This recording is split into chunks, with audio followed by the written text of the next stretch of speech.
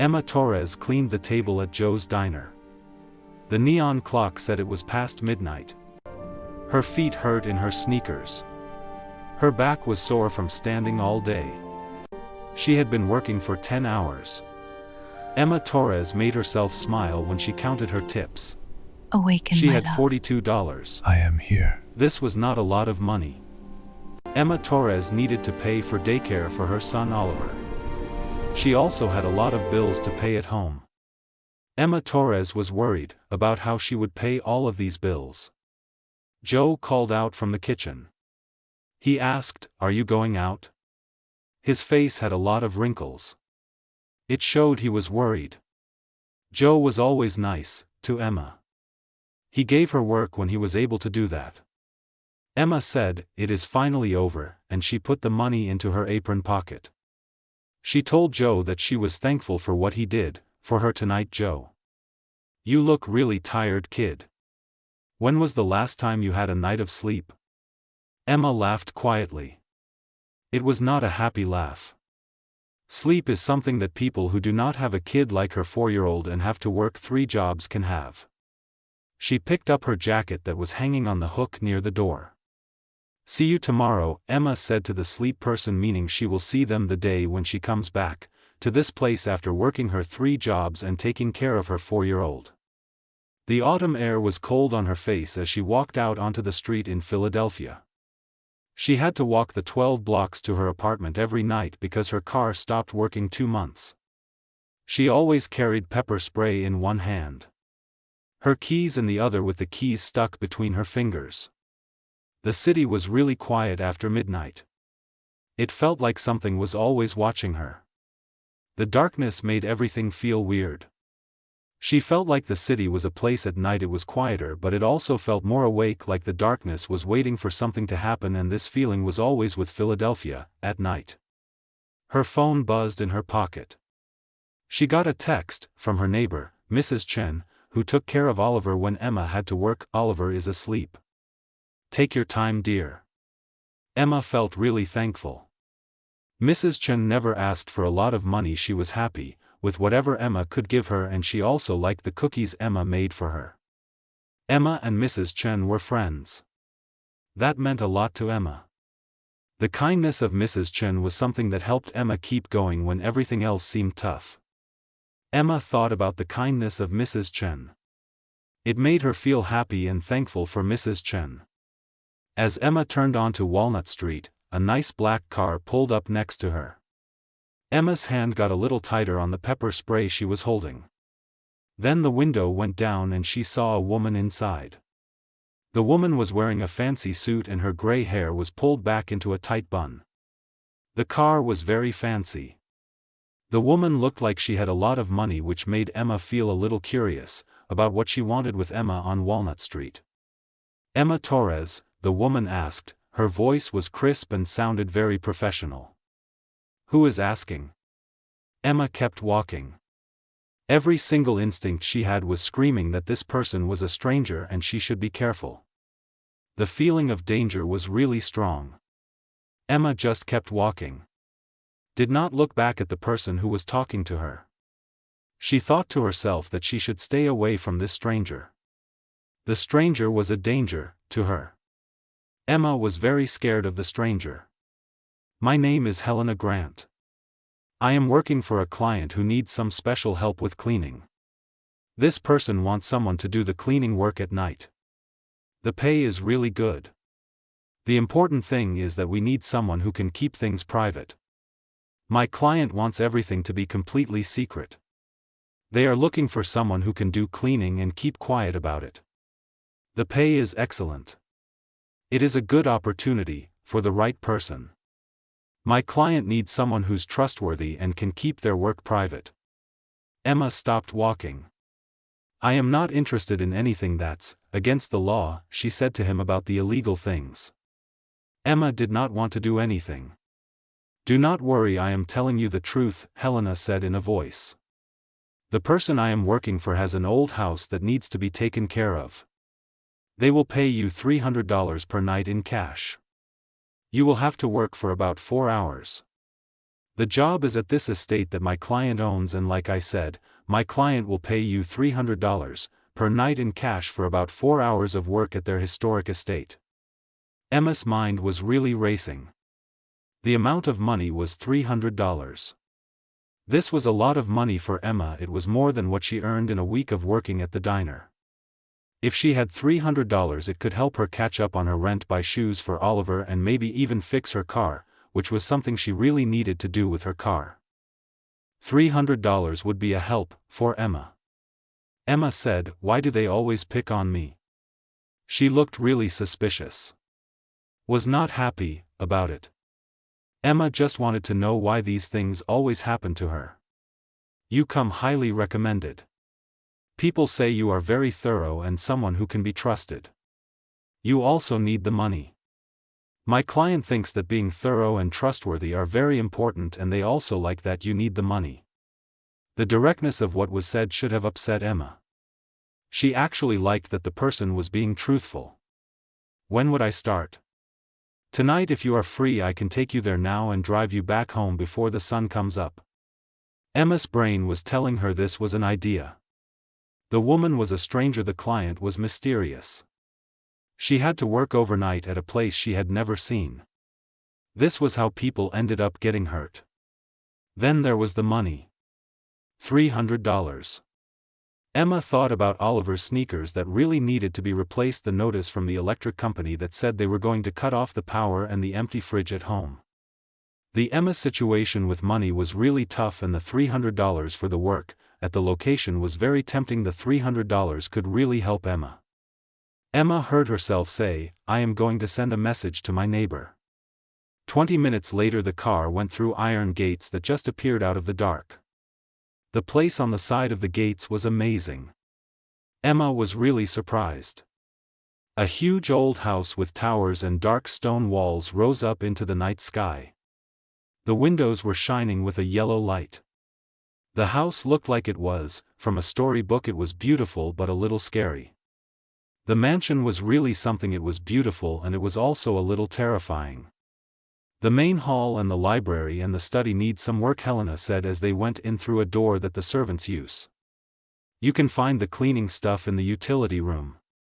The person who owns this place is ever around, but he really wants to be left alone. If you see the client, you should be nice to him. Not talk too much. Emma asked what the man's name was. Mr. Blackwell. Adrian Blackwell. Helena gave Emma a card and a big envelope that was full of money. She told Emma that she would get half of the money now and the other half when she was done with the job. Helena then asked Emma if she had any questions about what she had to do. Helena wanted to make sure Emma understood what was going on with the card and the money. 1,000 things were going through Emma's mind. She shook her head. Then Helena. This meant that Emma was left all alone in the huge and silent house. The house was really big and it was so quiet. Emma thought about this for a moment. The silence of the house was a little scary. Emma was now by herself. Helena was gone and Emma was still in the house. It was a strange feeling for Emma. She began in the library, a room that was really something. It was so nice that it made her forget she was there to do some work. The library had shelves that went all the way from the floor to the ceiling, and they were filled with thousands of books. Some of these books looked really old, like they would fall apart if you touched them. The floor was made of wood, but it was covered with pretty rugs from Persia. There were also paintings on the walls in frames that were covered in gold. The whole room smelled of leather and the polish they use on wood. There was something that Emma could not quite figure out. It was like a magnet or something. The library was a place, and the books and the rugs and the paintings all seemed to be pulling her in. She worked slowly and carefully, dusting the shelves and polishing the oak desk. She really got into the routine of cleaning. It was after 3 in the morning when she went to the hall. This was a room with a big staircase and a fancy crystal chandelier. The chandelier threw colors over the marble floor. She liked the hall, the cleaning, and the big oak desk. The main hall was a place to be even at night, with the crystal chandelier shining down. That is when she heard the sound. The sound was like the sound of breaking glass. It was followed by a thud from somewhere, above the place where she was standing. The sound of breaking glass was really loud. Emma stood still holding the dust cloth. She could still hear what Helena said, "My client values his privacy." Emma thought she should just ignore it and get back to work. She needed to finish what she was doing, get paid and go home. But then she heard something like someone was hurt. It sounded like a mix of a gasp and a groan, and it was definitely a person making that noise. Her feet started moving before she could even think about it. They took her up the big staircase to see what was making the noise. There were these doors with carvings on them, and they were not closed all the way at the end of a really long hallway, and they were letting out a lot of yellow light that went all over the floor. Emma said, "Mr. Blackwell," in a voice. She pushed the door open a little more. "Are you okay, Mr. Blackwell?" she asked. The room beyond was a bedroom. It looked really old and fancy, like something you would see in a museum. There was a bed with 4 posts in the room, and it was covered in dark blue velvet. Emma's eyes were drawn to the person who was lying on the floor beside the bed. This man was lying on the floor. He had one hand on his chest and his face was all scrunched up in pain.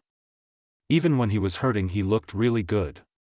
His dark hair was falling across his face, which was like it was made of stone or something. It had cheekbones and a strong jaw. He had on a shirt that was a little bit unbuttoned and some black pants. The man looked like he was 35 years old, but there was something about him that made you think he was actually a lot older. The man's dark hair and white shirt were a big contrast, and the man's face was still really nice to look at even when he was in agony. "Mr. Blackwell," Emma said as she rushed to him. She dropped down to her knees beside Mr. Blackwell. His skin felt really cold to the touch. It was pale, like someone who had died.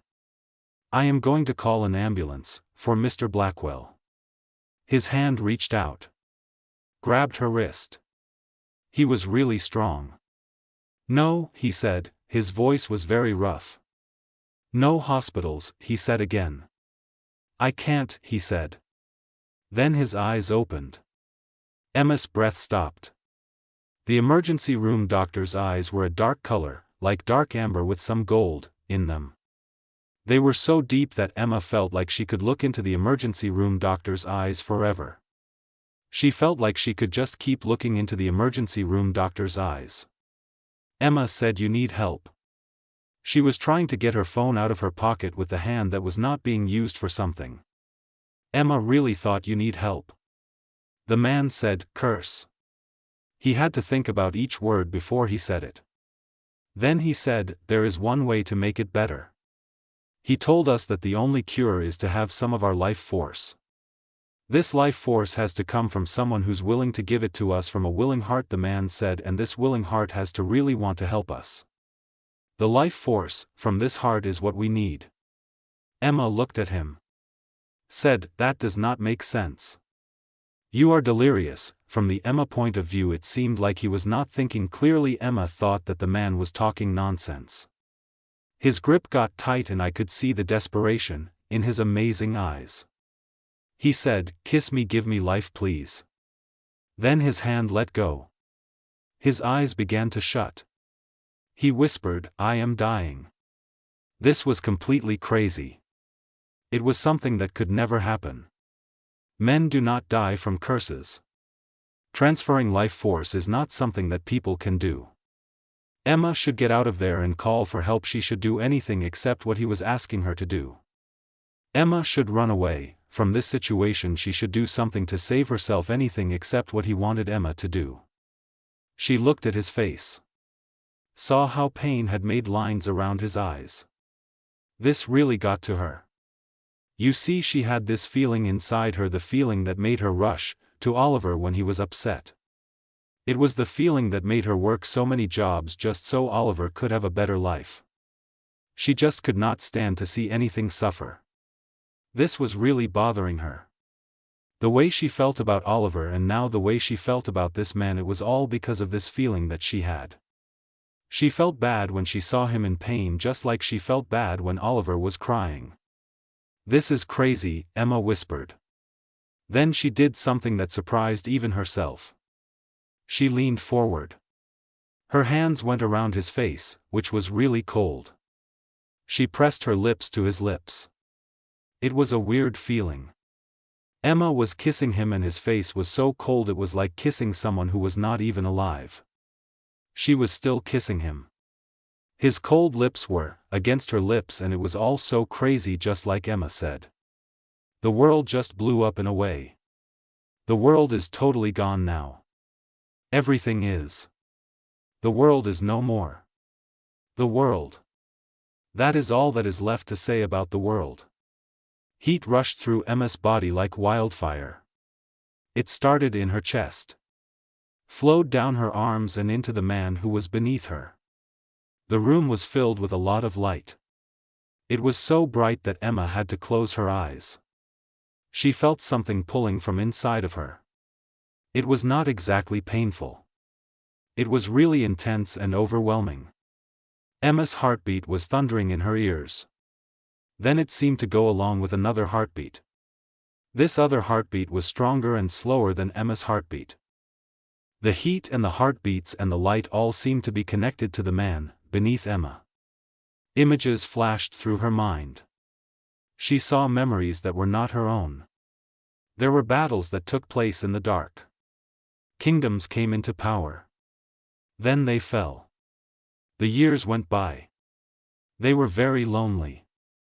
Memories of images of battles and kingdoms and years made her feel a sadness. This sadness was always there. It was a part of the images and memories of centuries that filled her mind.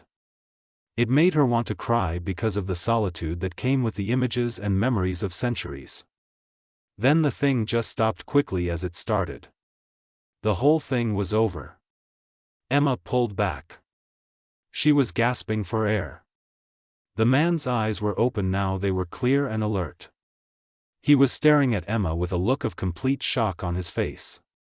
The color had come back to the man's face, and when the man sat up he did it smoothly. He was moving with a strange kind of grace that did not seem human. Emma scrambled backward away from the man. The man's movements were really scaring Emma, so Emma kept moving from the man. They both asked the thing at the same time. "What did you do?" they said. They wanted to know what happened. Adrian Blackwell got up all once and he looked at his hands like they were something new to him. "The curse, it is really gone. The curse is broken." "How did that happen to the curse?" Emma's back hit the wall. Her mind was really struggling to understand what she had just been through. She thought about it. Said, "Those memories, they were not mine, I am sure of that."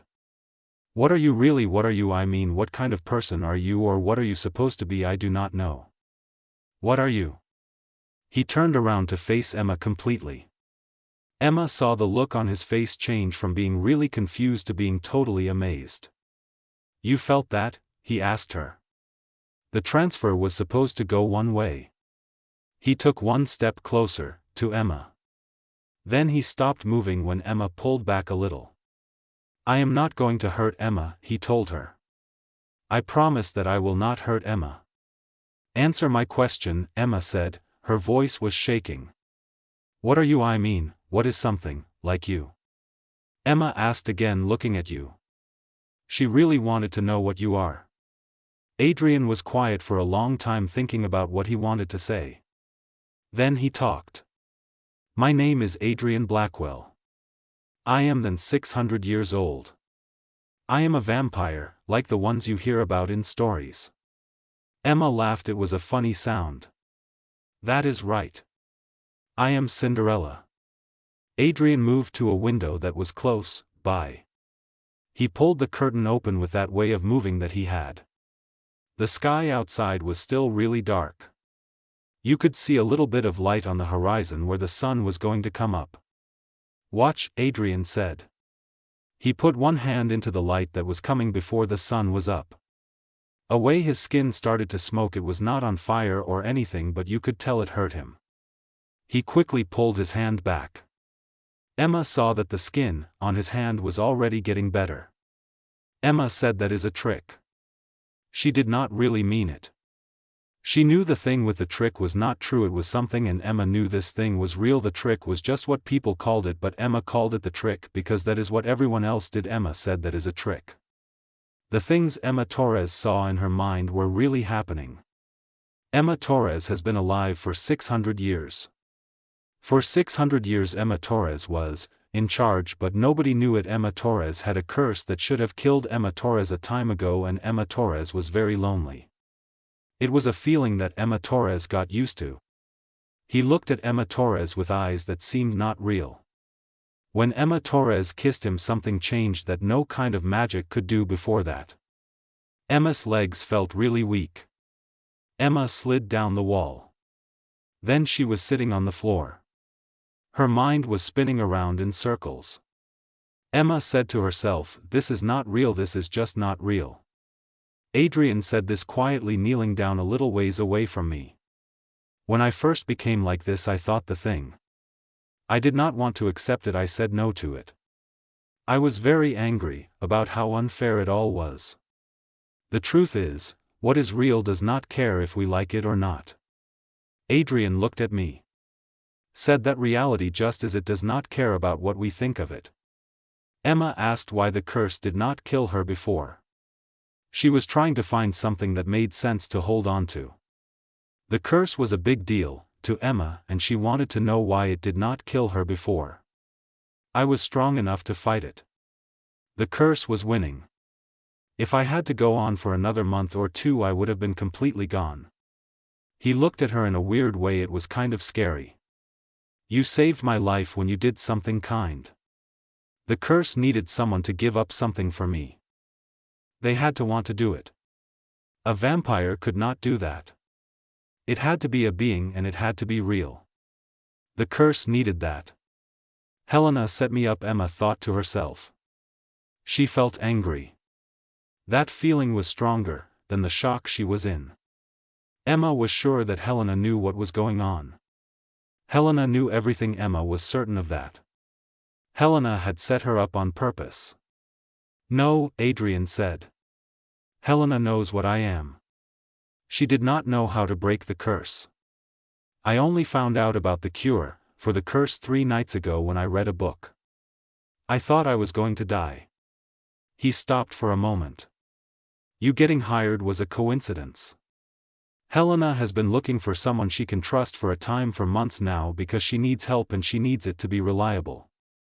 The curse is what I am talking about, and Helena knows about the curse."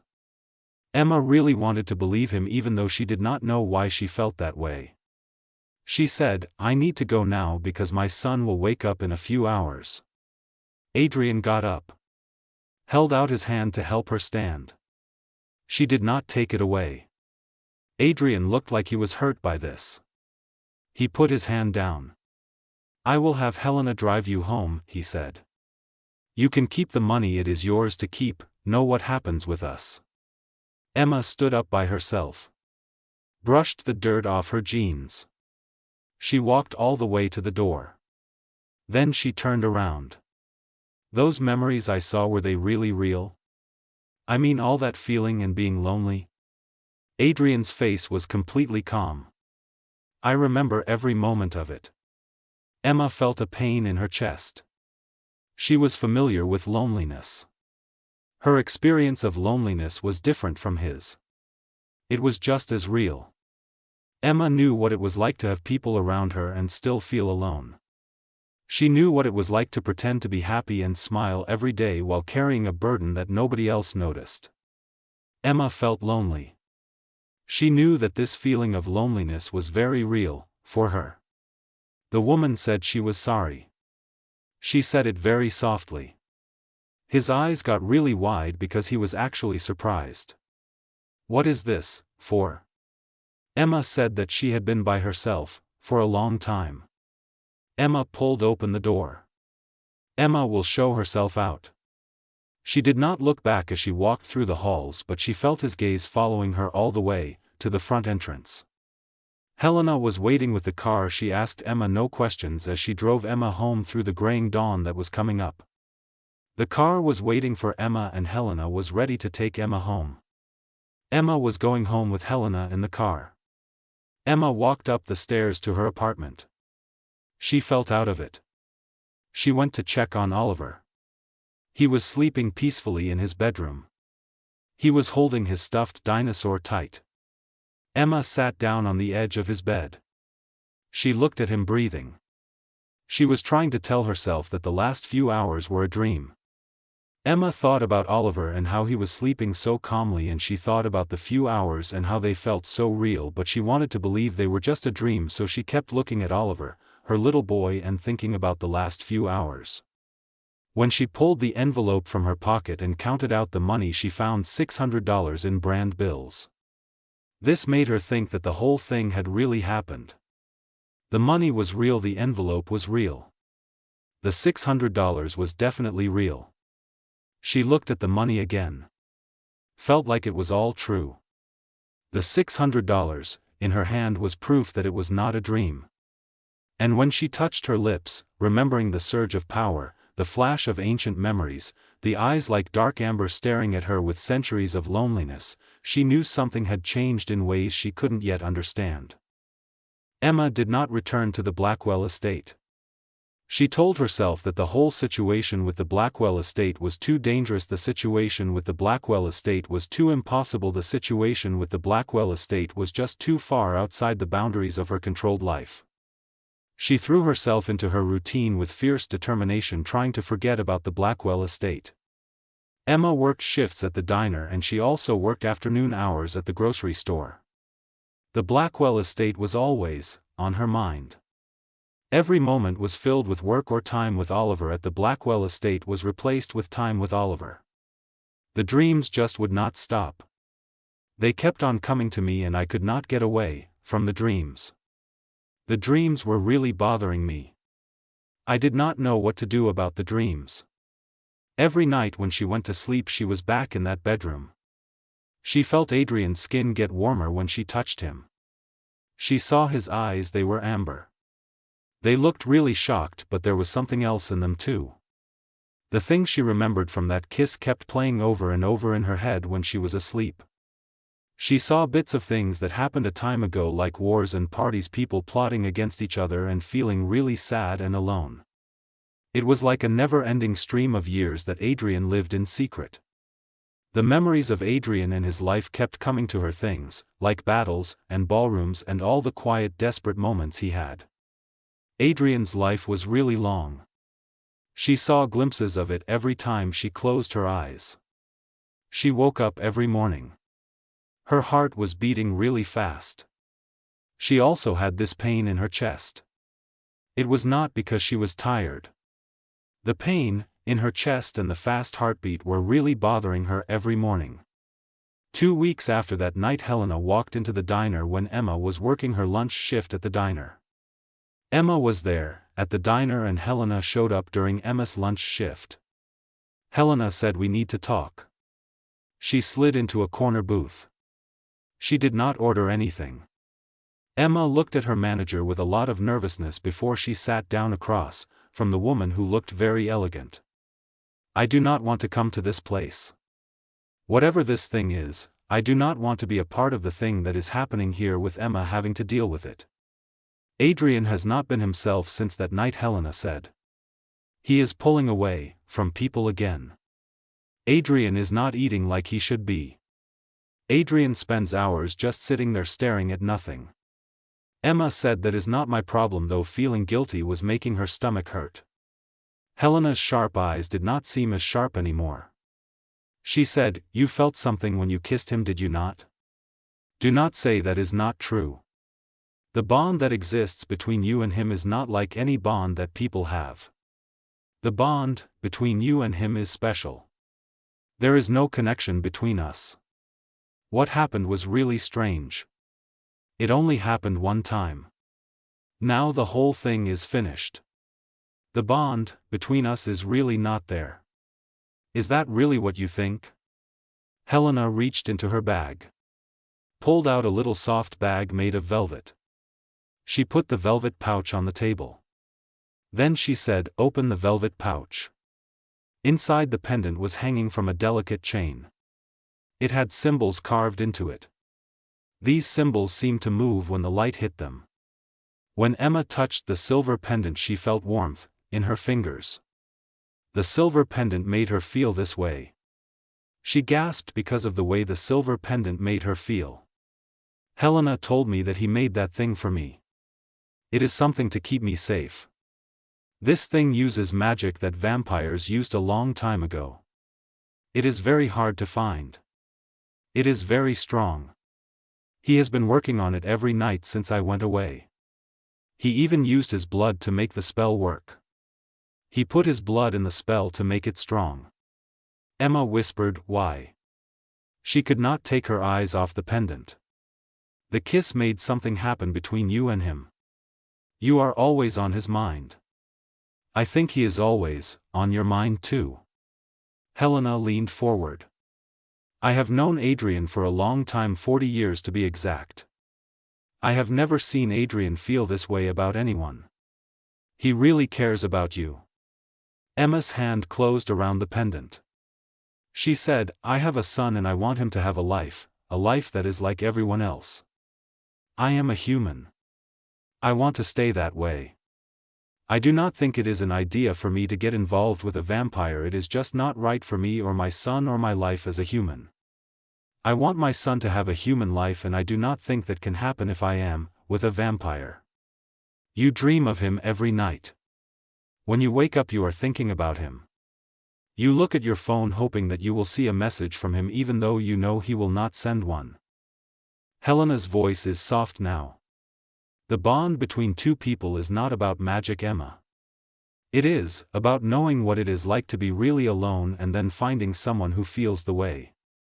It is two people who understand what loneliness is and they find each other even when it seems like it is impossible. Before Emma could say anything, the people who take care of Oliver at daycare called her. They told her that Oliver had a fever. It was not very bad. Emma had to go get Oliver right away. Emma rushed out fast. She was still holding the pendant in her hand. The things Helena said were still going around in her mind. She just could not stop thinking about what Helena told her. The pendant was still clutched in Emma's hand. Oliver's fever got really bad over the 3 days. At first he just had a bit of a temperature, but then it got very high. The doctors did a lot of tests on Oliver. They did not find out what was wrong with him. They gave Oliver a lot of antibiotics. They kept checking his temperature and blood pressure. They told his family everything would be okay. Oliver's family was very worried about him. The doctors were trying to help Oliver. They were not sure what to do. On the night Emma was sitting next to Oliver's hospital bed. She was watching him. He was shivering really badly even though he had a lot of blankets on him. Then her phone rang. It was a number she did not know. Emma. Adrian's voice was really urgent. He needed Emma to pay attention to what he was going to say. The thing with Oliver's illness, it did not seem like something that would normally happen to someone. Oliver's illness was not natural. Her blood turned to ice. She said, "How do you know about Oliver?" in a scared voice. What did this person know about Oliver? She wanted to know how they found out about Oliver.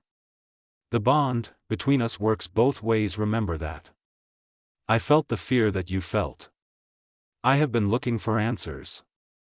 He stopped talking for a moment. There are some vampires who do not agree with me. These vampires found out what happened between the vampires and you.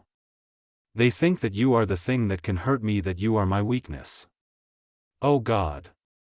Emma's hand went up to her mouth. They really did this to him? This curse is really slow to take effect. It looks like you just have a regular sickness. The curse is meant to make you feel so bad that you will do about anything to get my help. It is supposed to make you feel desperate. Then you will come to me for help with the curse. The curse is a trick to make you think you are just sick when really something worse is going on with the curse. Can you fix it? Emma did not care about being proud. She only cared about the little boy who was very sick, in the hospital bed. Yes. You will have to bring the person to me. The counter curse needs things to happen. It is very important that we do this right so the counter-curse works on the person. Emma looked at her sleeping son. She saw the 4 in his arm. The monitors were tracking her son's body. It was not looking good. Emma said, "I am on my way," to her son. Emma was talking to her son about coming to see him. She signed Oliver out of the hospital against what the doctors thought was best for him. The nurses and doctors did not want her to do this. She did it anyway. Helena was waiting for them in the parking lot. She had thought they would be coming out soon, so she was ready. The drive to the estate felt like it was going on forever. Emma had Oliver up against her chest and she could feel how hard it was for him to breathe. She was whispering things to him like everything was going to be okay. She really hoped that was true. Emma was saying these things to Oliver, trying to make him feel better. She was saying them to herself too because she was scared. The estate was still a way off and Emma was holding Oliver close, feeling his labored breathing and trying to stay strong for him. Adrian was standing at the entrance. He looked different from what Emma remembered. He seemed like a regular person and yet really strange at the same time. Adrian's eyes met Emma's eyes. She felt that pull again. It was that connection between Adrian and Emma that made Emma's breath catch. Adrian and Emma had a connection that Emma could not explain. He told them to hurry up. He took them to a room that Emma had never seen before. This room was round. There were symbols cut into the stone floor. The candles were set up in patterns. Adrian told them to put him in the middle. Emma put Oliver down softly on a cushion, then she stepped back. Adrian got down on his knees beside the boy. He put one of his hands on Oliver's forehead. "This is going to hurt me, then it will hurt him," Adrian said. "I am going to take the curse into my body and then I will use my own life force to burn the curse out. The curse is a problem and what I am going to do is very dangerous. I know it will work because I am going to use my own life force to get rid of the curse." Adrian thinks that this is the way to make sure the curse does not hurt him. Adrian is willing to do this because Adrian wants to protect him from the curse. "Wait." Emma grabbed his arm. "What if this thing kills you?" Adrian. He looked really sad and beautiful at the same time. He said, "Then I will die saving someone who matters to the woman who saved me. The woman who saved me is an important person. There is something about dying to save someone who matters to the woman who saved me." "Adrian, don't." He had already started doing something. His hand was shining with a red light that was going into Oliver's skin. The boy started to move, making sad noises, and Emma really wanted to grab him and take him away. She made herself stay where she was to have faith in what was happening with the dark red light and trust that everything would be okay with Oliver. Adrian's face was all scrunched up in pain.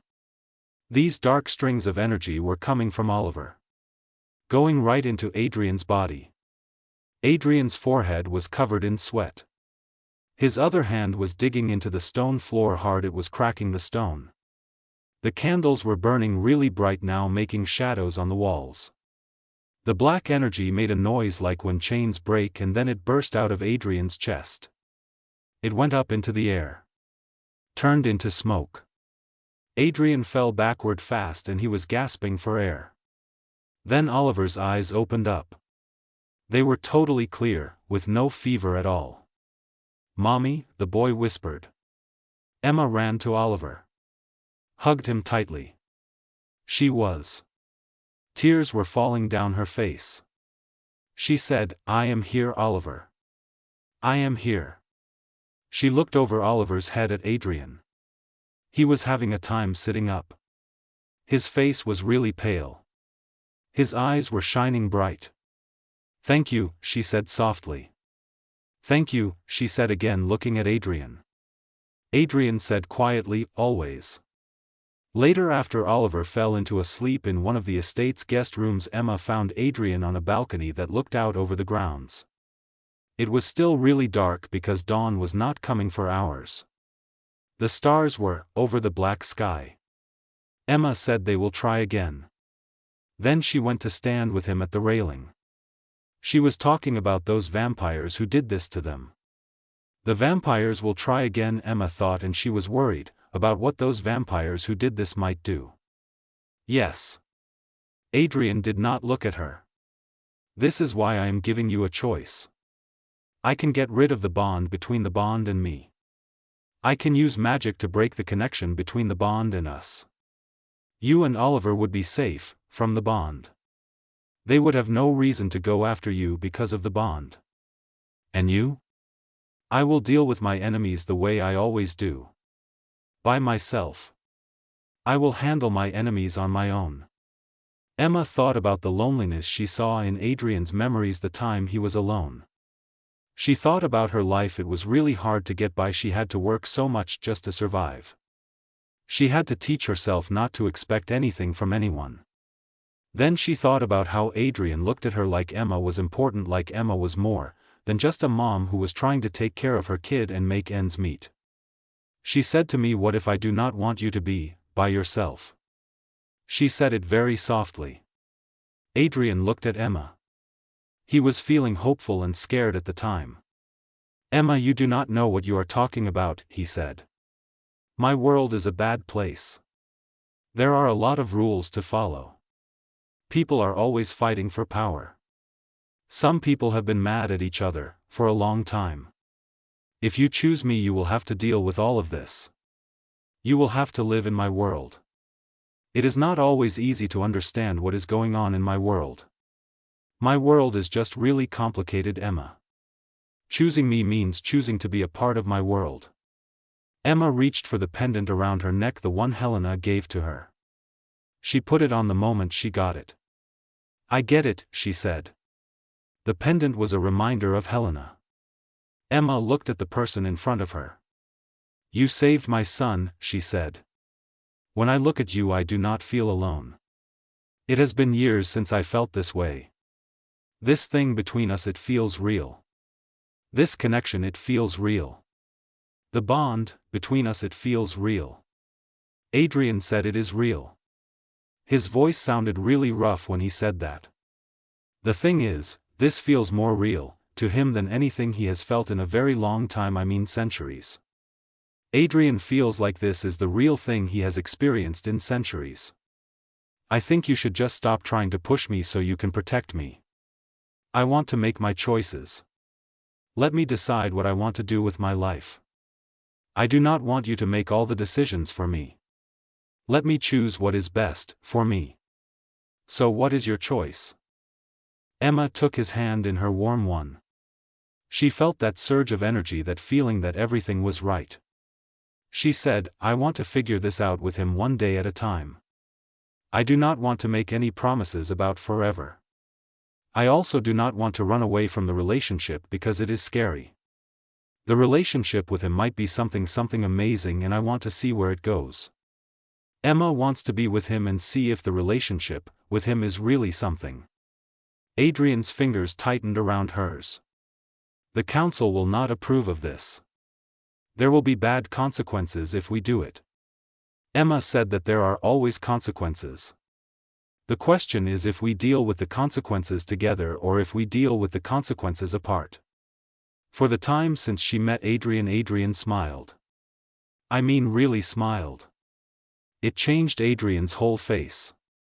Adrian looked like a person, and he seemed lighter too. It was like something that had been bothering Adrian for a long time had finally gone away. The man said, then. He pulled Emma close. Emma let herself lean into him, feeling safe with the man despite everything that was happening. The warmth of Emma's body and the coolness of his body seemed to balance like two halves that fit together to make a whole. Emma felt at peace when she was near him. Emma liked that feeling. The way Emma's body and his body felt together was just right, like they were meant to be that way. The two people did not see the person standing in the dark looking at them with eyes that were thinking very hard. The Vampire Council people had been keeping an eye on Adrian Blackwell for a time. They were waiting for Adrian Blackwell to do something wrong. And falling in love with a human was the biggest mistake of all. The peace lasted for 9 days. It was a short period of time. The peace only lasted 9 days. Emma had moved into the estate for a while because Adrian thought it was a better place for her to stay than her own apartment. He was worried about the people who wanted to hurt him. He did not want anything to happen to Emma. Oliver was really good at dealing with the change like kids often are. He was so happy to be in the house and he loved the library that was full of books.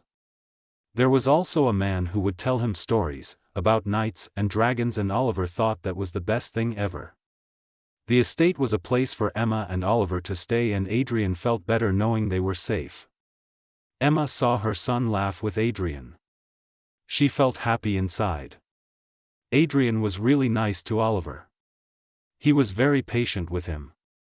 It was like he had been doing this for a long time. At the same time, Adrian was also a lot of fun, and Oliver really liked that about him. Adrian taught Oliver how to play chess. He showed Oliver all the rooms in the house. Emma liked that Adrian never made her feel like Oliver was being a bother. Adrian was great with Oliver, and Emma felt good about that. Adrian made Emma feel like her son was special. That meant a lot to Emma. Emma was happy that Adrian and Oliver got along well. At night after Oliver went to sleep, Emma and Adrian talked for a long time. Adrian told Emma about the world a time ago, before people had electricity, before the countries that Emma knew about existed. Emma told Adrian about when she was a girl. She told him about Oliver's father, who left her soon as he found out she was going to have a baby. Emma also talked about the things she wanted to do when she was younger, the things she had to give up so she could take care of herself and Oliver. Adrian said to me one evening when we were sitting in the library that I am stronger than I think I am. Being strong is not always about having a lot of power. Sometimes being strong is about dealing with things and keeping going. Adrian told me that strength is about enduring, and that is what makes me strong, my ability to endure things. Emma asked if that is what I did. She wanted to know if I endured. For a long time, yes. I had forgotten that there were choices. He touched her face gently. Until she reminded him of the music store owner. No, until the woman reminded him. Happiness is something that does not last forever, Emma was finding out. She was learning that happiness is always temporary. Emma was coming to realize that you can be happy 1 minute and then something happens and you are not happy anymore. Happiness is something that comes and goes, Emma was learning. The attack came at midnight. It was a scary time. The attack is what I am talking about. This attack happened when it was very dark outside. The attack is still on my mind. Emma woke up to the sound of glass breaking and Oliver screaming. She quickly got out of her room. Strong hands caught her and pulled her back. There were 3 vampires wearing clothes and they came out of the dark really fast. Emma saw them. She was scared. The vampires were moving quickly, it was terrifying. Emma was being held by the hands and she could not get away from the vampires. The vampires in clothes were right in front of her. Oliver shouted loud from down the hall. He yelled, "Mommy," because he needed his mommy. Emma said, "Let me go." The person holding her was too strong. Emma tried to get free, but it was no use. The person was much stronger than Emma. Emma kept fighting against the person. The person would not let Emma go.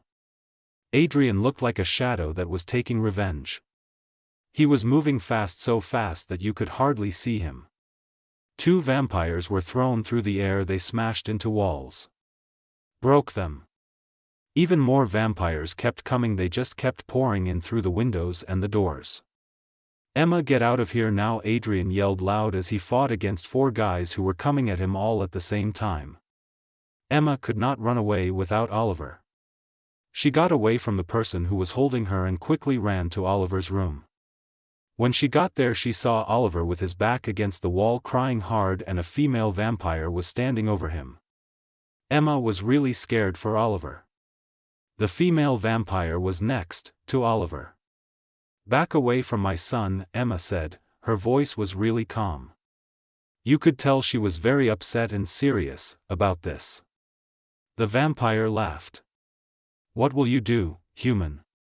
Emma picked up a floor lamp. Smashed it against the bed. She made a stake out of it.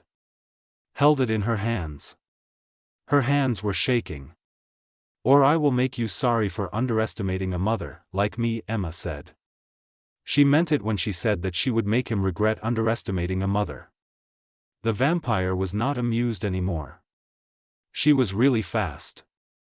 Emma swung that stake all over the place. It was luck that the stake hit the vampire's shoulder. The vampire let out a scream and fell backward. The vampire stumbled around. The vampire was clearly hurt. Emma had managed to hurt the vampire. Emma picked up Oliver. She ran as fast as she could. She had to get Oliver to a place. Emma was really scared. She did not want anything bad to happen to Oliver. Emma just kept running with Oliver in her arms. She got to the hall and then she found that her way was blocked. There was a man standing at the bottom of the staircase. He was a man and he looked very cold. This man had hair and his eyes were like ice. The man had a lot of power. It was coming from him in waves. These waves made Emma's skin feel weird. It was making her feel uncomfortable. The power of the man was really something that made Emma feel scared. Emma felt like the man with hair was someone to be afraid of. Emma Torres, he said, his voice was really fancy and mean. The human, Emma Torres, who thinks she can be a part of our world. Who are you? Emma thought to herself as she held Oliver tight. She was scared. She did not know what to do. Oliver was the thing that made her feel safe right now. Emma looked at the person in front of her. Asked again, who are you? What do you want with Oliver and her? My name is Vincent Ashford. I am the head of the council. Adrian Blackwell has done something bad. He has formed a bond with you, which is against our rules. The Vampire Council has a rule that's more important than any other rule and Adrian Blackwell has broken this rule. The punishment for breaking this rule is death. This means that both Adrian Blackwell and you will have to die. The Vampire Council takes this rule seriously and Adrian Blackwood. You have to face the penalty for breaking the Vampire Council rule. We have not hurt anyone. The people are all fine because of us. We did not do anything to anyone. The people are safe. That is because of our actions. We made sure that no one got hurt. You have made him weak. You have given his enemies something to attack. The fact that you are here puts our society in danger. Vincent walked up the stairs slowly. I am giving you a choice. You can leave now, take your kid with you and never come back. If you do that, they will kill Adrian. You will get to live. Emma said, no way. Vincent's eyebrow went up. He said, you would really die for him? That is very noble of you. It is also very stupid to do something like that for someone. I will fight for him. There is a difference. Adrian's voice was loud and clear from up. Vincent, this is the end, for you now. Emma looked up. Saw Adrian standing at the top of the stairs. He was covered in blood. He did not seem hurt. Adrian's eyes had a power in them that Emma had never seen before. The air around Adrian seemed to be moving like it was being pulled towards him. Emma felt like the air was bending around Adrian. It was a weird thing to see. Adrian was still standing there, his eyes glowing with that power. Vincent said this to me in a calm voice. He told me I was not going to win this fight. Vincent said he had 20 vampires there in the house with him. Then he asked me what I had. Vincent said I had sentiment. Vincent said I had love.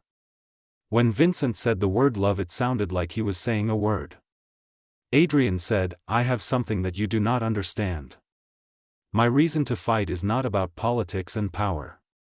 It is about something than that. Adrian said, my reason to fight is about something that's very important to me, and it goes beyond politics and power. The man moved. He actually got up. Moved. The movement of the man was very sudden. The man moved quickly. What happened next was really bad. There was a lot of violence. Emma could not believe what she was seeing. Adrian was fighting like his life depended on it, like he was trying to protect the people and things that he cared about the most. The people who were against him were falling down one after another, like when you cut down wheat with a knife. Adrian was in big trouble because there were just too many bad people. Every time he managed to defeat one vampire, two vampires would show up to fight him. The vampires just kept coming. Adrian was getting tired. Emma saw that he was faltering. She saw the blood over his clothes. Emma knew that he could not do this by himself. He needed help. Emma knew that the man could not win alone. The pendant around her neck got hot all of a sudden. It was burning against her skin. The symbols on the pendant started to glow with a lot of light. Emma knew what she was supposed to do now. The pendant was telling her something. Emma understood it completely. "Oliver, you need to close your eyes and keep them closed until I tell you it is okay to open them," she whispered softly to him, setting her son down gently. "Mommy loves Oliver very much." "Mommy, what?" Emma leaned over. Kissed his forehead. Then she turned around. Ran toward the fight. The fight was still going on. Emma was running to be a part of it. Emma was going to try and stop the fight. "Adrian," she shouted loudly. "You have to use the bond. The bond is what you need to use now." He knew away what was happening. When she got to him, he took her in his arms. Put his forehead against hers. The pendant around her neck started shining with a bright golden light, and Emma felt this strong connection between her and him, the pendant and their love. The connection was so strong it was almost too much for Emma to handle. Her life force went into him. It made his power a lot stronger. It was like his power increased 100 times. What really happened was that her humanity made his darkness not so bad. When you combine the two, it made something new. This was something that the vampire world had never seen before. The light and the darkness came together, the warm and the cold became one, and the strength of a mortal and the power of a vampire combined to make something. The light and the darkness of the world merged into one thing. The vampire's mortal determination and immortal strength became one and the same thing. The vampire's power and the mortal's determination united. Adrian's eyes were on fire with a mix of gold and crimson all at the same time. The man was totally unstoppable when he moved now. Adrian just kept going. Nothing could stop him. The remaining vampires ran away. Vincent Ashford looked at Adrian with a lot of shock as he came near. You could see the power coming from Adrian. It was like waves that you could actually see. Adrian said this quietly. He wanted to know if we were curious about the connection we have. Well, here it is. Our bond is not a weakness. It is an evolution of our relationship. Adrian said, "Here it is. Not weakness. Evolution." Vincent's calm demeanor fell apart. He said, "This is really terrible. This is what the future looks like," Emma said, standing next to Adrian even though she was really tired. "The future is here. Your world has not been doing great for a long time. This is because you are afraid of things being different. The future is here now. The future is not going away. Change is here whether you like it or not. Change is here. It is not going to change back. The future and change are here to stay." Vincent's hand was going to grab a hidden gun. Adrian was too quick. Fast. Adrian got the council head down on his knees. Adrian's hand was around the council head's throat. The council head was completely at Adrian's mercy now. Adrian had moved fast that Vincent did not even have time to react. The council head was in trouble because of Adrian. Adrian said, "I could kill you." He thought about all the laws that would make it okay to do that. He decided not to because Emma taught him that being kind is a sign of strength. So he let Vincent go and Vincent started breathing. Adrian told Vincent to tell the council something. He said that the old ways of doing things are coming to an end. He said that any vampire who wants to live in peace with humans is welcome to stay with them. Any vampire who wants to cause trouble will have to deal with them. The vampires have to make their choice about what they want to do. Vincent ran away. It got really quiet over the estate that had been totally destroyed. The estate was in shape. Vincent had left the estate. Now it was silent. Emma's legs just gave out. Adrian was there to catch her. He held on to her.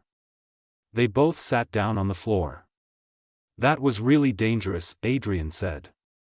His voice was quiet. He sounded like he was amazed by what had just happened. Adrian looked at Emma. His voice was still soft, with a lot of awe. Emma and Adrian just sat there on the floor for a moment. Emma said I know, and she managed a smile. We are both reckless, that is, for sure, Emma thought to herself about Emma and the other person. Emma and the other person are really reckless, Emma realized. Oliver ran to them. He threw his little arms around Emma's neck. He said, "My mommy did magic." Oliver was really happy. He said it again, "My mommy did magic." "No, baby. That was all Adrian's power." "No," Adrian said, looking at Emma. He felt a lot of emotion. "That was us together, the two of us, Emma and me." In the days that followed, people in the world found out about the battle. Some vampires were really upset while others were interested and wanted to know more. A lot of vampires even went to the Blackwell estate to talk to the people who lived there. They wanted to understand the connection between a human and a vampire. They were curious about this bond between a human and a vampire. Emma was in a strange position. She was like a connection between two different worlds. Emma spoke with old beings and they asked her a lot of questions about people. Emma helped them understand people better. She cleared up things they thought were true. Were not, and Emma found things that people and these old beings had in common. Emma did this. It was a big help to both worlds, to people and to these ancient beings. Adrian watched her work. He really liked what he saw. He thought she was doing a job. "You are changing everything," he said to her one evening. Adrian felt that the things she was doing were really making a difference. The way she worked was very impressive to Adrian. Emma said that they are changing everything. The council finally sent someone to talk to Adrian and Emma. They said okay to Adrian and Emma being, but they were not really happy about it. There were a lot of rules that Emma had to follow. Emma had to learn about the rules that vampires live by. She had to learn about the things that vampires do. She had to agree that Oliver would know about both the vampire world and the human world. Adrian and Emma's bond was something that the council was still not sure about. They were willing to try and make it work. The council wanted Emma to understand law and do some training so she could learn about vampire customs. Adrian and Emma had to make sure that Oliver would grow up knowing about both the vampires and the humans. The emissary said that this is not what they had hoped for. The emissary said that the emissary considers it to be a step. The emissary said that the emissary thinks it is progress. Emma said yes. This was not because everything was just right. Because it could actually happen. Emma thought that even though it was not perfect, the fact that it was possible was what really mattered to her, so Emma decided to accept it. Months later, Emma stood on the balcony where she had decided to stay. She looked down. Saw Oliver playing in the gardens. He was running around. Laughing. Emma was happy to see him like that. Then Adrian came up to her. Put his arms around her waist. He stood behind her. They watched Oliver together. Emma felt safe with Adrian's arms around her. They just stood there. Watched Oliver play in the gardens below. He looked at me. Said, "Do you have any regrets?" Emma thought about her life. It was a tough time for her. The daily routine was so tiring. She always felt alone. Then Emma thought about this life she has now. This new life of Emma is complicated. It can be very dangerous, at times. Despite all the complications and dangers, Emma's new life is filled with things that make her feel needed and loved. Emma's new life has given her a reason to keep going and people who care about her. She told him out, "I do not have one." Then she asked him, "Do you have one?"